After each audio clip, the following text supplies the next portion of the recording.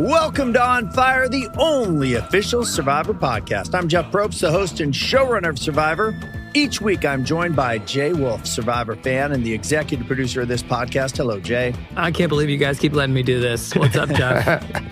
We are also joined by a former player every week, and this season it is three-time Survivor great Jeremy Collins. Hello, Jeremy. What up, fellas? I'm with you, Jay. I don't know why you guys let me in the room either. You guys are crazy. Well, I don't have the same issue you two have. I know why I'm here. Okay, each week we dissect the biggest moments of the most recent episode of Survivor, and we bring you insights from three different points of view: the fan, the player, and the producer. Let's get into it. Big moments, episode 6, Survivor 49. Jay, what stood out?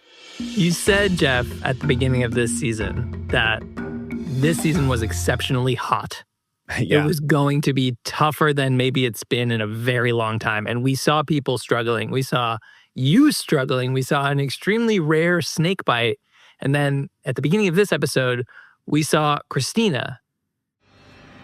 Well, the thing about Survivor that gets overlooked is, you all good? A big breath in. Hey, Kristina, what's going on? My whole body is. It's okay. I just need some water. Just take your time. Take your time. Hey, there's no rush. There's no rush. You're good. Deep breaths, Kristina. Hey, Dr. Barry, can you just pop in? Kristina, this is not you asking. This is just me. Wanted to make sure. Sorry. Dr. Barry, Yeah. getting a lot of reps in this season. Can you explain how this visit with Kristina is different than what happened with Jake? Well, yeah, I mean, from a concern standpoint, it's obviously a very different initial level of concern, but it is still a concern because you don't know what's happening with the player. This also happened at the challenge where medical was right there. I mean, literally, they are 10 yards away. Just to give you an image of what it looks like, Jay, if you were to visit a challenge location, Jeremy knows this very well, it's kind of like you're at your kid's soccer game. Yeah. You know, and on the sidelines, you have all the parents. Well, that's kind of what this is like, only there's only one sideline.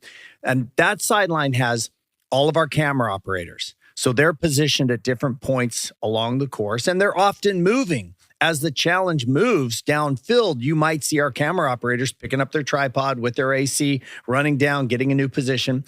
Alongside all the camera teams, we have our challenge department. That's Kerhofer, Millhouse, AB. So they're watching to make sure the challenge is fair and that everything is going according to plan. Also on that sideline, you would see our producers. They're busy taking notes on what is happening so they can interview the players later about what went down. And then alongside all of these people, we have our medical department. And they have all of their emergency bags right there, literally from Band-Aids to a defibrillator. And they have their own way of watching the challenge too, because they're not so much watching the drama of the challenge. They're watching the players' actions. They're making sure that everyone is okay, that nobody's got a small injury or maybe a larger injury, or that nobody is wavering from the heat, whatever it might be.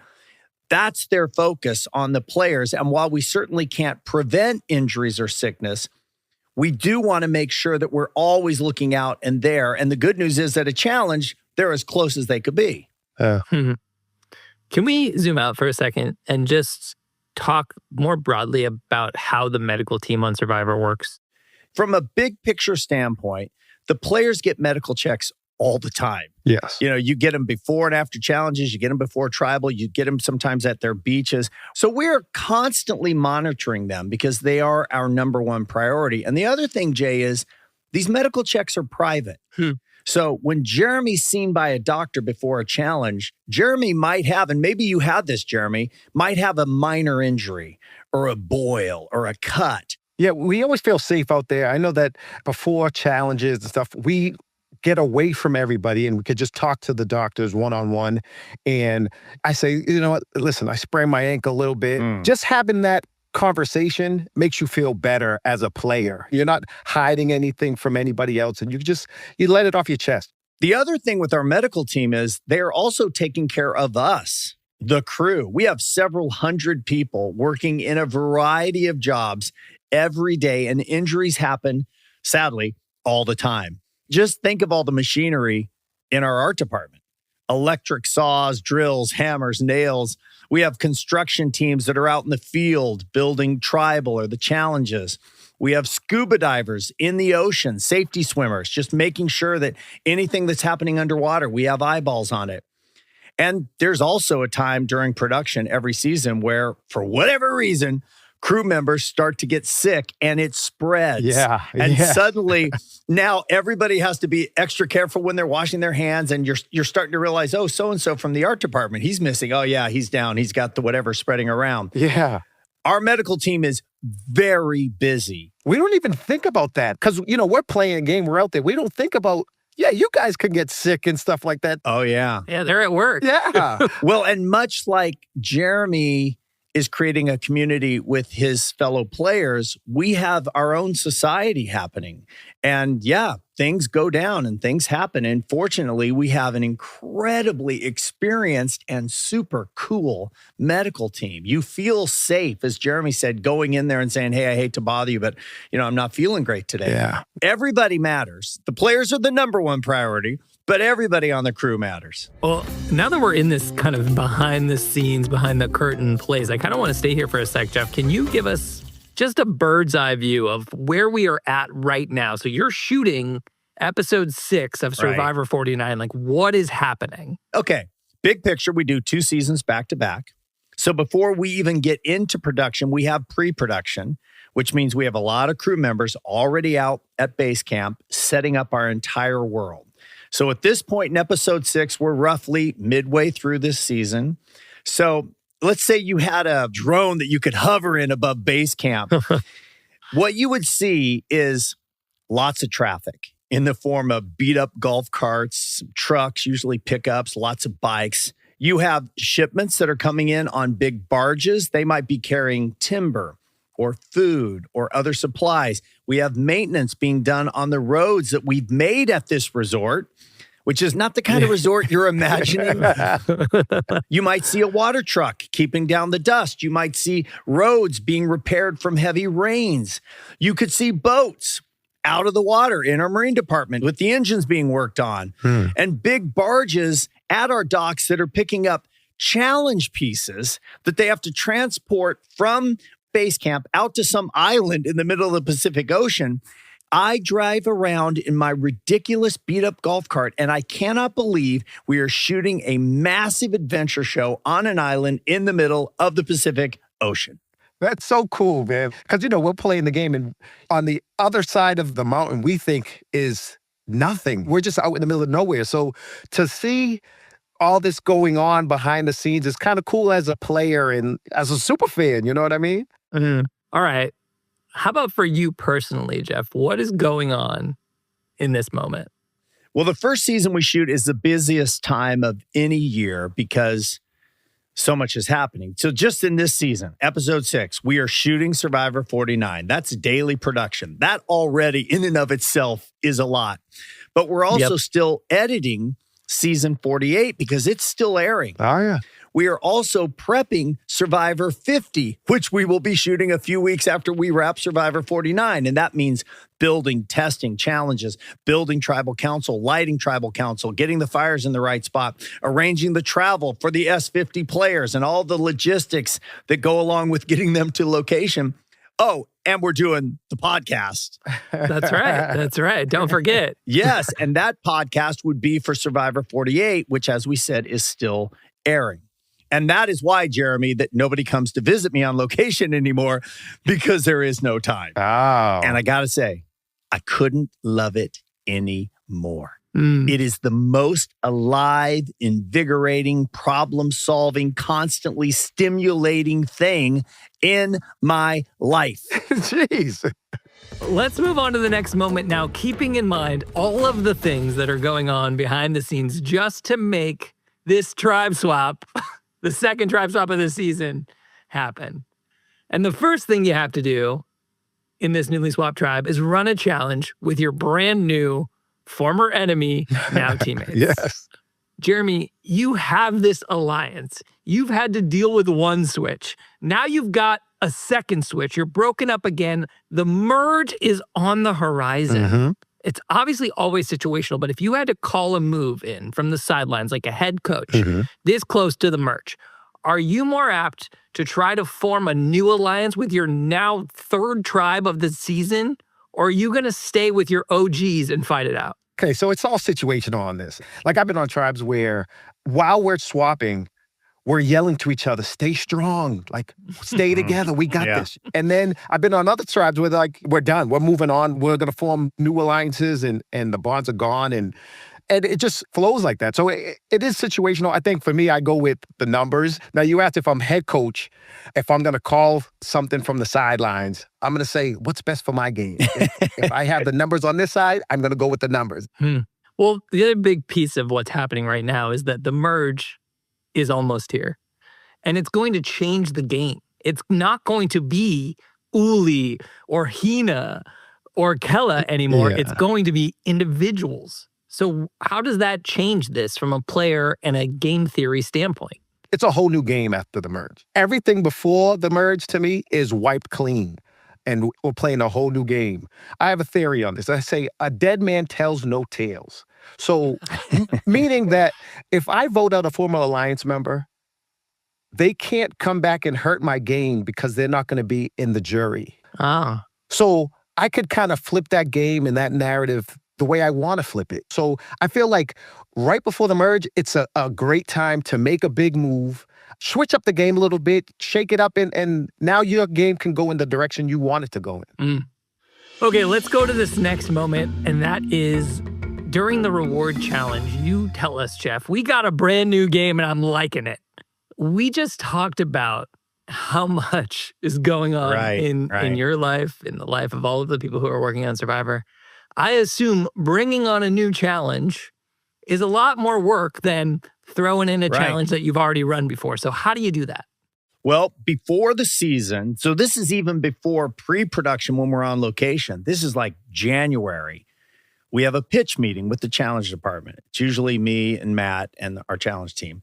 And one of the things the challenge department has to do is if they have an idea for a new challenge, then they have to show in the schedule where there is time to design it and then build it and test some of the key elements and then make a decision as to whether or not it will work. And if it works, that's great. But if not, we need a backup plan. And where's the time in the schedule to build and test the backup plan? All that has to be accounted for before we ever get on a plane to go to Fiji.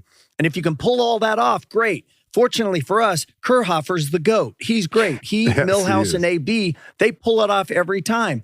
They also want to create new ideas. That's really exciting. They also know that the job is to create a season of challenges that will test the players in a variety of different ways so that any day they wake up, they don't know if it's going to be balance or strength or coordination or cognitive abilities. It's a giant task. But I think it's safe to say at this point, 49 seasons in, there's probably no challenge department ever before or ever going to be after Survivor that can do what our challenge department does. Yeah, really. Well, I want to just jump immediately after this challenge, which every single person seems completely exhausted. And Jeff, that includes you. Jeff, you got a breath too? It's no joke, man. Welcome to Survivor. Welcome to Survivor. The audacity of a 20-year-old to tell you, welcome to Survivor. That was great. Jeff, I was watching this with my wife as I watch all episodes, and she shouted as she saw this. How hot was it? So how hot was it that day? You know, it's funny that she would ask that at that location because the island where that challenge took place is the single hottest spot we ever shoot in Fiji. It might be the hottest spot in all of Fiji. And I don't know why. And I've asked people on our team and I never get a good answer. And I'm sure there's somebody listening right now saying, Probst, it's a basic barometric pressure thing. But it is so dense, that one spot, it's like you're in a sauna. And someone is pouring more water on the coals. And I'm not exaggerating. And here's what happens every single time. You get off the boat ride. You have this amazing boat ride. It's beautiful skies. The wind is blowing your hair back. You feel amazing. And then you step off the boat and walk into this dense forest. And the cliche is everybody says, man, it's so hot today. And we all know we say it, and we all try not to say it. I'm not going to say it today. I'm not going to complain about the heat. I'm not going to say anything. And then you walk in and you go, but my God, It's hot. it's so hot again today.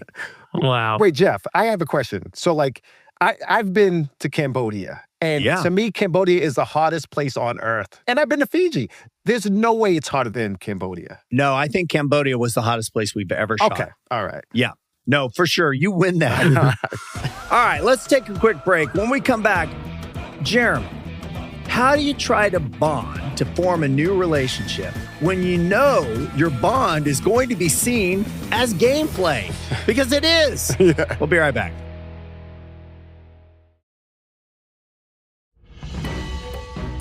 Welcome back to On Fire, the only official Survivor podcast. All right, Jay, where are you going? Well, we're on the newly swapped beaches, and unfortunately for Nate, his world just got turned upside down. All of a sudden, on a game that I've been pretty much at the top of for the first 11 days, I am now on the bottom of this new tribe. And it really seems like I'm at risk. This couldn't have gone worse for me. It sucks. Yes. It sucks. It really does. Jay, before you even ask your question, I'm just going to put an all points bulletin out to future players. Nate's statement is why you have to play to win and not be afraid to lose, because you can't predict what the game is going to do. You don't know how a switch is going to happen, whatever the particulars are. If you come in fearful, you are dead. Yeah. If you come in with bravado and confidence, you got a shot. The result could be the same. You could still get voted out. That's the game. But I keep yelling this. I've been saying it for 20 years. You have to play to win, not to not lose. Yeah. I'm telling you, I played 3 times, and the one time I played to win, I won. And the other 2 times, I was just like trying to tread water and not get voted out, and I lost. Yeah. All right. Well, noting all of that, Jeremy, put yourself in Nate's shoes here. How do you find a crack? Is it just like one domino that needs to fall? What is the behavior that Nate needs to have in these first few hours? This is tough because as a man, I'm going to say, no, I'm not going to bow down to anybody. Like, I could still do this, but you just got to be truthful. I kind of like go in and say, you know what? This is who I am. This is what I can bring to your game and help your game. I'm going to look for some cracks and see where I could fit into your alliance. I'm going to look to see whose names they're throwing out. If they throw out a name, oh, that's a crack that I can break in on. But yeah, I think there's always cracks. So that's the first thing you have to do. Be truthful and find those cracks. All right, let's go to the next moment when Sophie heads out on an idol hunt with her new tribe, and she's telling us all about how she is terrible looking for idols. She hates bugs. She doesn't want to go in the woods. And then she finds the advantage, and not just the advantage, but the capital T, capital H, capital E advantage. Let's hear from her. So the knowledge is power means that at a tribal council, I can basically ask any single player in this game if they have an advantage or if they have an idol, and if they do, it becomes mine. I kind of know what to look for, and I didn't see anything, so. Yeah, he's an expert at looking. Yeah.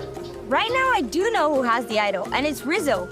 But it's also a little difficult because he's an ally of mine. But who's to say I'm not going to find out who else has an idol on the other beaches? I seem to have that little superpower, right? People like to tell me things. So I feel kind of great right now. You know, I feel powerful. You did it, Sophie.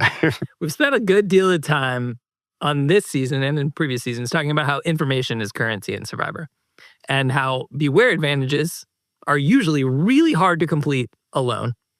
And here again, we see the knowledge is power advantage. Jeff, last time we talked about this advantage on this podcast, I believe you told me you want to have the initials K.I.P tattooed on your butt. Oh, God. Yeah. Why do you think this advantage is such a game changer? I'll say it again, because the mere possibility that it's in the game has forever changed the game. Because if somebody does have it, and if that person knows I have something, an advantage or an idol, then that person can take it. Yeah. Therefore, I must always assume someone has it. And because of that, I have to be very careful and very aware of the risk I am taking when I tell anybody what I have. Yeah. But on the other side of the coin, Jeremy, you're the old era. You guys used to keep secrets to yourself. You used to find advantages, not tell anybody. All season long, we've seen players find something, tell somebody else, tell the second person, tell the fourth person. When you think about owning an advantage now in the new era of Survivor, especially one you can't keep secret, is there a case to be made for playing the advantage as soon as you have the moment to do so? I think it is. I think you have something there because old era, we tend to keep more secrets, not tell anybody so much, but now you can't do that. Everything's out in the open. If everything's out in the open, we need to play it right away. I think if you play it right away, use it to your advantage before someone uses it against you. And now you're moving your game in the direction you want. I'm going to say that over and over again. In Survivor, you have to move this game in the direction you want. It's going to be ups and downs. I know it's going to be tribe swaps and merges and everything. But as long as you can keep the game moving in your direction that you want it to go in, you have a really good shot at getting to the end and winning it. Use it now. It's burning a hole in my pocket. I need to get rid of it. I'm going to use it now. Get rid of the person I want right now, and let's keep going. All right, one more quick break. When we come back, old Uli had a chance to keep the tribe strong. Sage had other ideas. We'll get into it. Be right back.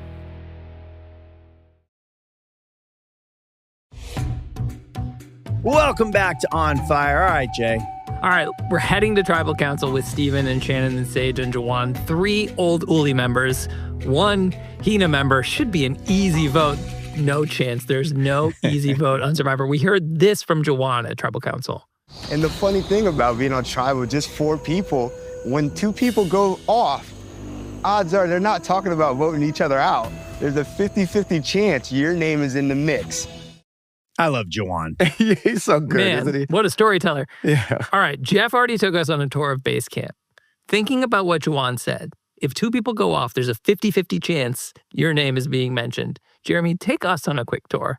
What is the jungle really like, and how easy is it for 2 people to just walk away on a tribe of 4? Okay, so I've played 3 times in 3 different places, Nicaragua, Cambodia, and in Fiji. So they're all different places, but all of the terrain is relatively similar. You know, you have a long beach of sand, and then there's rocks on one end. And then you have like this plush jungle, real thick, with paths and little trails that you could walk down. And it always just goes to the end and up a hill. So there's always places to hide and like Tony, build a spy shack or something. Always places to hide. Now, and that's on a season with like 10 people. Now we're down to 4. There's plenty of places to hide with 4. You can disappear and not be seen for hours. But the times I was voted out, when people are gone for a little bit, they're talking about you. I'm telling you. Well, let's talk about people talking about you and you not knowing it. I want to go to Sage's plan for this tribal council. My first move is I got to make Shannon feel really comfortable because my plan for tonight is to get out Shannon. And I'm going for Shannon because she's playing both sides very hard and revenge feels sweet. And I can taste it on the tip of my tongue. Yes. But the problem is, it's a risky move gunning for Shannon because the Uli-Hina war is absolutely still going. So when the other Uli members see that Shannon's gone, it absolutely could blow up my spot and they could be like, wait, Sage might be a bigger threat than we thought. She's got a point. Yes, I love it. Sage's first tribal council and she's like, let's take a swing. Yep, playing to win. You love to see it as a fan. Jeremy, how will old Uli react to this? And what should Sage be thinking now that she's going for the fences this early? First of all, she is swinging for the fence. It's beautiful to see. I think that right now, Uli can see it as, like, this is a problem. She's changing the game on us. But it opens up the game. Now Uli can move and we can all play a different game now. We don't have to stick to tribe lines. That's when Survivor really gets good, is when everybody is all over the place and nobody knows where anybody's going. As a player, it's very nerve-wracking and very scary, but watching it, it's beautiful. It's such great gameplay. I love it. Well, you said earlier, Jeremy, move the game in the direction you want it to go. I think if we look back at Uli, Sage wasn't on the top of that tribe. And so by breaking it open, is she now creating the dynamic that is going to allow her to create new alliances? I think it's perfect. You know, she wasn't on the top, and now she's going to move the game in her direction, and now she's given her a chance to be on the top of her alliance. She was in someone else's alliance before. Now it's going to be her alliance that she can move. Well, I also just have to mention quickly, as Shannon was voted off, Sage declined a hug. And I'm hoping that maybe they've had that hug since they got home. Yeah, Ultimately, the move did send home Shannon. Jeff, your thoughts and your notes from Shannon. Well, I looked at my notes and what I wrote was, she's a vibe. She's a planet in her own orbit. She talks a lot. She's zany, new age spirituality, very enterprising, family of entrepreneurs. She has opinions. She will play the game and engage the others. Undeniable energy. And when we saw her in casting, which we've talked about, she came alive in person and she embodied all of those things that I just mentioned. And man, it was honestly something I won't forget for a long time, because it's one of the best parts of casting is you get to meet these amazing humans. And when she blossomed in that room, she got herself a spot on the show. This is the example, when you look at just Shannon and Sage, of the different walks of life that make Survivor special. Yeah. All right, let's get into some fan questions. As a reminder, if you have a question for Jeff, you can email us at survivorshoutout@cbs.com. I will read your questions. I might even read it here on the show live. The first one comes from Stefan. They write, "What up, On Fire? My question is for Jeff about the dream team that you've explained before is the group of people who run the challenges when you're testing them. Right. How much trash talk is there among that group? And do rivalries develop even though they're the practice squads?" Interesting question. You know, actually, there is a lot of competition within the dream team. It's good-natured and it's still supportive, but we expect a lot from our dream team. 100% every day, no matter what they're doing, running challenges, working in art, assisting in other departments. And I can't say this strongly enough. We get it. The people hired for the dream team are consistently amazing. And what happens is that rivalry that you're talking about and that competition, it does make an impression. And those are the impressions that are then considered when a dream teamer is offered a full-time job in another role on the show. I wish I could drill this into my kids. No matter what you do it well, and the rest will take care of itself. Yeah. All right, question 2 is from Laura. They write, "Hi, Jay, Jeff, and Jeremy. Love the podcast. My question is for Jeremy. How did being on Survivor change your relationship with food? And do you look at issues like food waste or nutrition differently after having experienced such hunger?" This is a good one. This is funny because I grew up a big family. We didn't have a lot of money. So I was never into wasting food, and my parents would never let us waste food. So that's never changed. But I will say, Val says that since I've played, I do like all my food rare. Like I like Wow. my steak very, very rare. Just put it on the grill for 2 minutes and then give it to me. I want it bleeding. I like my pasta super al dente. You know, Why is that? What happened out there? I don't know, Jeff. I really don't know. It's tough to figure out, but is it like an animalistic thing? Like, just give it to me now? You know what I mean? Right. I don't really understand it. Like for months after the show, I prefer warm water over cold water. Wow. Well, it goes back to that question Survivor asks, which is, who are you when you're stripped of everything? And Jeremy's really maybe talking about some of that primal coming out, which is just give me the meat right now. Yeah, right now. Beautiful. I want it warm. Wow. All right, our last question comes from John. They write, "Guys, how do players keep from getting all the stuff like sand, wood chips, mud, and even a ton of salt water in their mouths during challenges? I've watched every episode of Survivor since day one. I've listened to every episode of this podcast, and I have always wondered, how do you survive that dilemma?" From getting it in your mouth, I mean, you close your mouth. You know what I mean? But even then, you're playing, and you're going to get it in your mouth. You're going to be spitting out. It's just like anything else. We're out there, and we're working, we're competing, and it's going to happen. So, close your mouth if you can. If not, spit it out. And what I love, Jay, is when they show up for a challenge, and let's say now it's where we are right now. It's episode 6. We're about halfway through. And not only can I smell them, but I see the tiny scratches and the bug bites, and their hair has dirt and mud and sea salt and probably a few small insects, and they've got dirt inside their fingernails that's never coming out. Never comes out. There's sand on their face attached to their skin, even though I know they've been in the ocean trying to get it off, washing each other's face. And the reason I love it is because that's how you know you're on Survivor. I'm sorry, Jeff. Like, when you say that stuff, right? I'm like, like it's taking me back, man. I'm like, yes, like under your nails, it's dirty and you can never get it out. Well, Jeremy, you've been there. So in this situation where you're looking at somebody next to the beach and they look raggedy, right? They've got dirt in their hair and under their fingernails and they got sand stuck to the half of their face, but you're playing the game.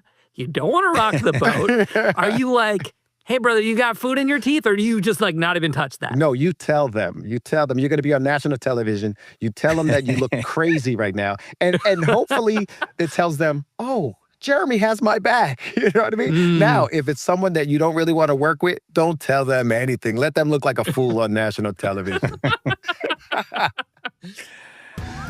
All right, well, that's it for this week's episode of On Fire. Please go and rate and review this podcast wherever you're listening. And you know you want to leave us a review, so leave one like Flora Dude. And he says, have you ever wished you could watch a Survivor episode with Jeff Probst, a former great player and a super fan? Of course. Who knows everything about the game more than you? Now you can. Try one episode and you'll be hooked. Oh, they're talking about the podcast. Yes, that's exactly right. The how and the why, how we make this show. I love it. All right. Thank you, Flora Dude 1. There is a brand new episode of Survivor every Wednesday at 8, 7 Central on CBS Paramount Plus. And immediately following the episode, there's a new episode of this podcast, On Fire.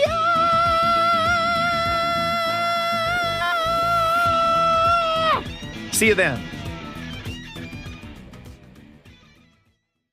Follow and listen to On Fire on the free Odyssey app or wherever you get your podcasts.